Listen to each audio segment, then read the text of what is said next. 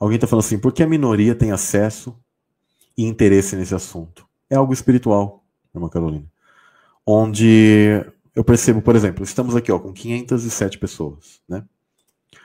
Aí se você, sei lá, faz uma live lixo de qualquer outra coisa, claro que somado que o próprio YouTube ele tira o alcance do teu canal, e não são todas as pessoas, né? É como uma pirâmide mesmo, ou um funil, né? O conhecimento, a porta é estreita. Vai afunilando mesmo, tá? Agora, o povão, né? Se você fizer uma live de um cantor aí, dançando, rebolando, falando bobeira, de piada, não sei o quê, alcança até, né, milhões de pessoas. Então é assim. Né? Então, mas a gente não deve se entristecer por causa disso, não é verdade? Alguém perguntando, os Atlantes estão ligados aos Néfilins ou também tinham humanos que nasciam lá? O mundo antediluviano tinha humanos e Néfilins. Tá? Quando a maioria desses tipos de culturas ficam falando dos Atlantes, tenha certeza que quase que uns 80% eles estão sempre falando sobre os Néfilins. Porque eles ficam exaltando e você percebe que eram caras meio poderosos e etc.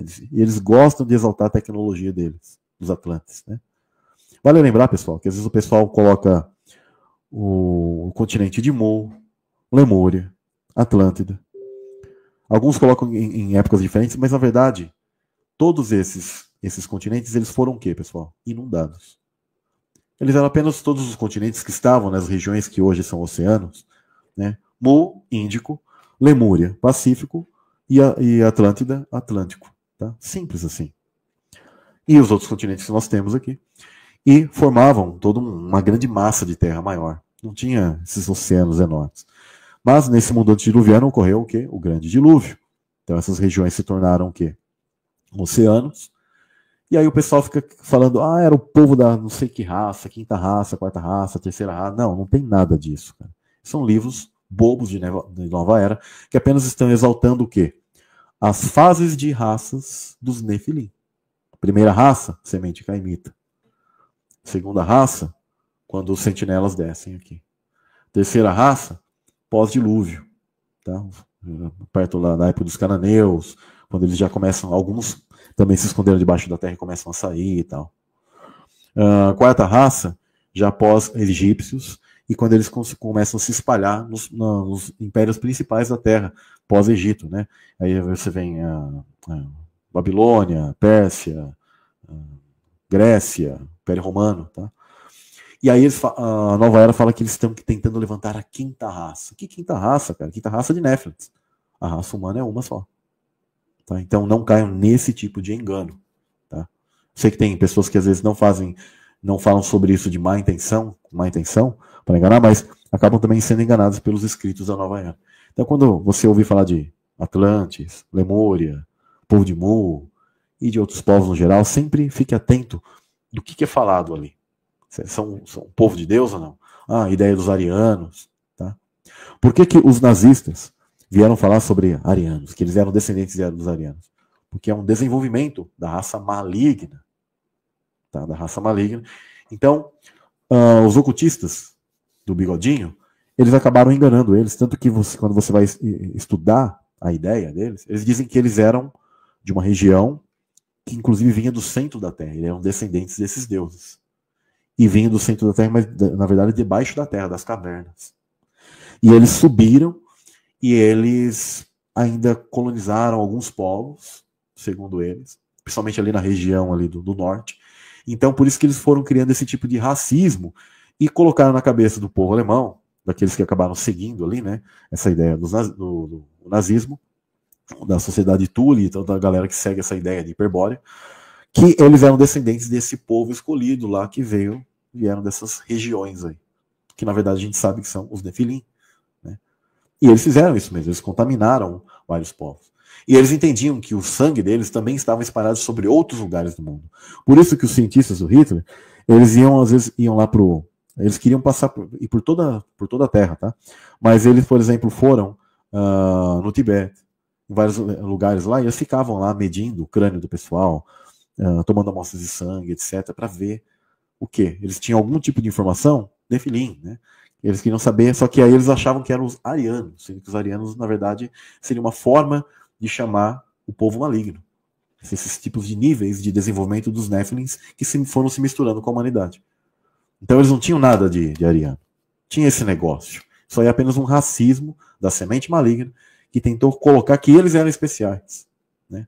Isso que, na verdade, a humanidade é uma só. De um só sangue procede toda a humanidade. É isso que a Escritura fala. Ah, Samuel, mas eu tenho o DNA do maligno? Sim. Samuel, os Nefilins, eles possuem parte do DNA humano? Sim. Ah, mas se houve a questão da serpente lá, como que pode, né? Caim ter, por exemplo, o sangue humano e ter o sangue de Adão? É muito simples. Se ele é da serpente, como ele teve? Pessoal, quando Adão é formado, Eva é tirada de Adão, né?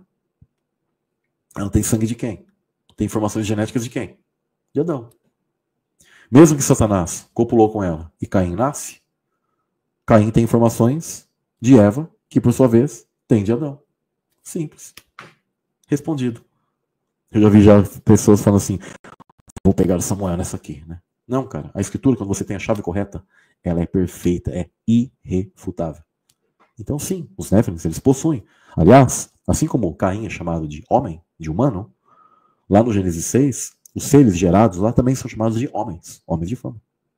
Né? Só que a Escritura, ela, em dados momentos, ela chama esses seres de homens, porque ela sabe que eles têm uma matriz tipo humana, só que com partes dessa genética alterados.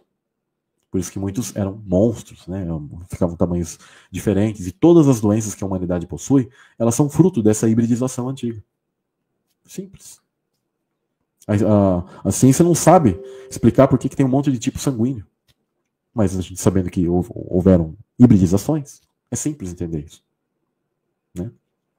E o nosso sangue será purificado, nossa natureza será nova na ressurreição. Aqui, estou pouco ligando.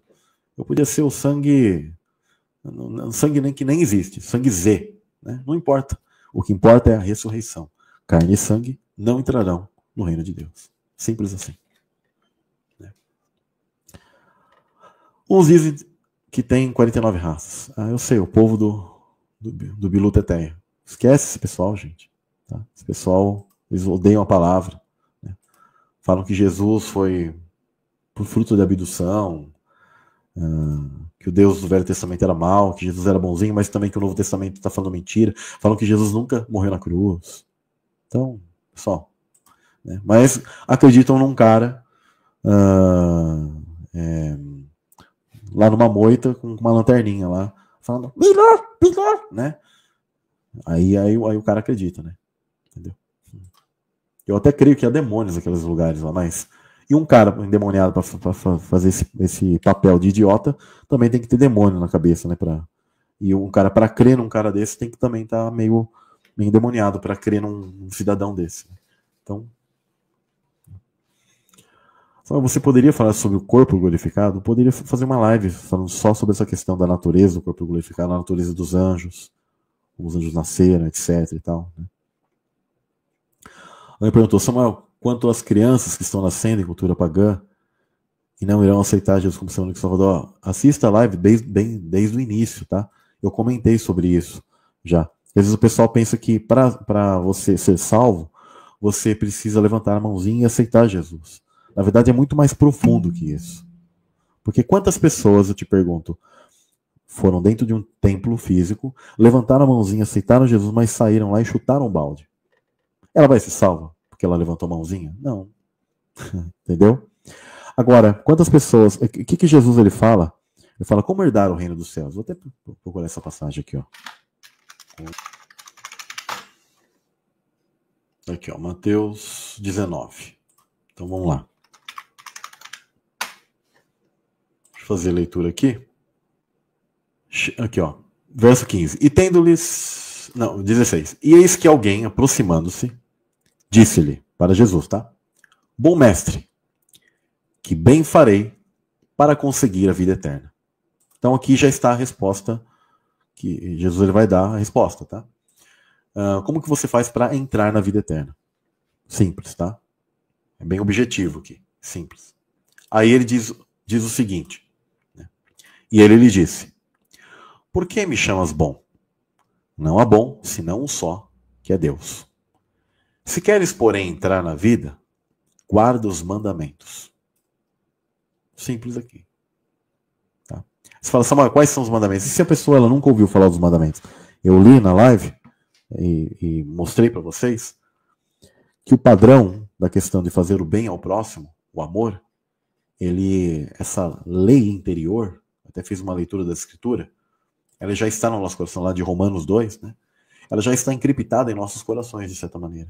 E ninguém tem desculpa, né, escusas, para falar que ele não tem isso. E a pessoa fala, o fulaninho nasceu lá na ilha tal, ele está perdido. Não. Aí Deus seria injusto mesmo de colocar um cara ali na ilha. Só que também seria injusto de, eu coloquei ele na ilha e não sabe nada, mas eu vou salvá-lo, mesmo que ele não levantou mãozinho. Não. Ele tem que praticar o amor. Os mandamentos. Esses mandamentos eles estão encriptados em cada um de nós. Todo mundo sabe que eu não devo matar ninguém. Que eu devo respeitar os mais velhos. Isso é muito importante. Tá? E aí ele diz o seguinte. Disse-lhe ele, quais? E Jesus disse, não matarás, não cometerás adultério, não furtarás, não dirás falso testemunho. Honra teu pai e tua mãe, e amarás o teu próximo como a ti mesmo. Disse-lhe o jovem. É interessante que Jesus, ele mencionou alguns aqui, ele nem mencionou em específico deuses, aquela questão de adorar a Deus e não adorar outros deuses. Ele mencionou coisas muito práticas do dia a dia. Ele deu ênfase nestes, não matar, não cometer adultério, não furtar, não dizer falso testemunho, honrar o pai e mãe e amar o próximo como a ti mesmo. Vocês perceberam isso? Isso aqui tem um porquê. Porque quando Deus ele for na questão universal, ele sabe que há povos que, às vezes de uma maneira pagã, porque o cara nasce naquele lar, ele sabe o que acontece. Só que ele é justo. Ele vai avaliar outras coisas. Essas aqui que são práticas em relação ao teu próximo. E aí ele diz, disse-lhe o jovem, tudo isso tenho guardado desde a minha mocidade. E que me falta ainda? E aí aqui vai um outro ensinamento profundo. Uma pessoa, ela pode seguir a receita do bolo. O que é a receita do bolo? Ele não mata, não comete adultério, ele não rouba, não fala de ninguém, fica quietão ali. Ele faz o bem para a mãe ali. E aí, olha só o profundo. Mas ele pode fazer todas essas coisas sem fazer aquilo de coração mesmo. E ele não ama o próximo. A grande questão é o mais importante. Amarás o teu próximo como a ti mesmo. E ele não ama o próximo. E aí Jesus ele fala assim, disse-lhe Jesus, se queres ser perfeito, vai, vende tudo o que tens e dá aos pobres, e terás um tesouro no céu. E vem e segue-me. Porque Jesus percebeu que ele falou que ele fazia tudo aquilo, desde a mocidade, mas ele apenas seguia uma receita de bolo e não fazia aquilo de coração. Jesus, sabendo que ele tinha bens e coisas, ele sabia que ele não abriria mão das coisas que ele tem neste mundo. Tanto que, quem é materialista e acha que você vai ficar aqui na Terra, porque a Escritura fala que os justos herdarão a Terra, mas é a nova Terra, tá? Vocês nunca leem Apocalipse, né? Que a Nova Jerusalém desce na nova Terra. Jesus falou que céus e terra passariam, mas que as palavras deles não passarão. E falou que o primeiro céu e a primeira terra se desfizeram. Não tem mar, não tem mais nada, mas uma nova terra e novos céus, dimensões celestiais são feitas. Então, o que acontece? Há um tesouro nessa glória, nesse céu. O tesouro é onde? No céu ou na terra, gente? No céu, né? Por quê? Porque é lá porque nós vamos. Tá? Claro que é uma dimensão, é chamada terra, tá? Mas é uma nova terra. É o Éden que nos aguarda. E aí, então, ele diz, vende tudo o que tens e dá aos pobres, e terás um tesouro no céu, na glória. E vem e segue-me. E o jovem, ouvindo esta palavra, retirou-se triste, porque possuía muitas propriedades. Ou seja, coração. O problema não é possuir propriedades, tá, pessoal? É o coração naquilo. Jesus viu que, dos mandamentos que ele colocou, que são os práticos, mais práticos, que dá para aplicar globalmente. Eu falo globo, porque não que a Terra é um globo, tá? Mas para você entender, mundialmente, universalmente, multiversalmente, sem exceção de nada. Mesmo se o cara nasceu numa cultura pagã, etc e tal. Mas ele amava o próximo? Não. Ele tinha um amor das coisas materiais, totalmente encriptado, arraigado na figura dele. E é quando Cristo, aí ele diz o seguinte, disse então Jesus aos seus discípulos, em verdade vos digo que é difícil entrar um rico nos céus. O rico porque tem dinheiro? Não, aquele que tem amor nisso, tá? E outra vez vos digo que é mais fácil passar um camelo pelo fundo de uma agulha. Agulha eram umas portinhas, tá? Onde o camelo tinha que dobrar os joelhos lá e passar. E o mais interessante é que para um camelo passar, geralmente os caras colocavam as coisas lá em cima e tinha corcova, né? Para um camelo poder passar, sabe o que ele precisa fazer? Tirar os bens materiais, tirar todas as coisas, aí sim ele se dobra, aí ele consegue passar por aquelas portinhas. Sem as coisas deste mundo, sem os apetrechos, sem cargas desse mundo. Olha que louco, né? Aí você fala, uau, né? Aí ele diz, é mais fácil passar um camelo pelo fundo de uma agulha do que entrar um rico no reino de Deus. Por quê? Porque geralmente as pessoas que enriquecem muito, elas acabam tendo o quê? O amor nas coisas deste mundo. E aí os seus discípulos, ouvindo isto, admiraram-se muito, dizendo, quem poderá, pois, salvar-se? Né? E Jesus, olhando para eles, disse-lhes, aos homens é isso impossível, mas a Deus tudo é possível. E aí ele diz o seguinte, então Pedro respondendo disse-lhe, eis que nós deixamos tudo e te seguimos. Que receberemos? E Jesus disse-lhes, em verdade vos digo que vós que me seguistes, quando na regeneração, ou seja, na nova terra, tá? O Filho do Homem se assentar no trono da sua glória, também vos assentareis sobre 12 tronos para julgar as 12 tribos de Israel. Olha que interessante. Ou seja, ele está prometendo uma hierarquia muito grande, né, para eles. Quanto mais você deixar, mais você terá uma hierarquia maior. E não quer dizer que você não deve ter nada aqui, tá, pessoal? Mas é a questão do teu amor ao próximo e como você desenvolve aquilo que te é administrado. Muitas pessoas pensam que Jesus era pobre, Jesus era super rico. Tá?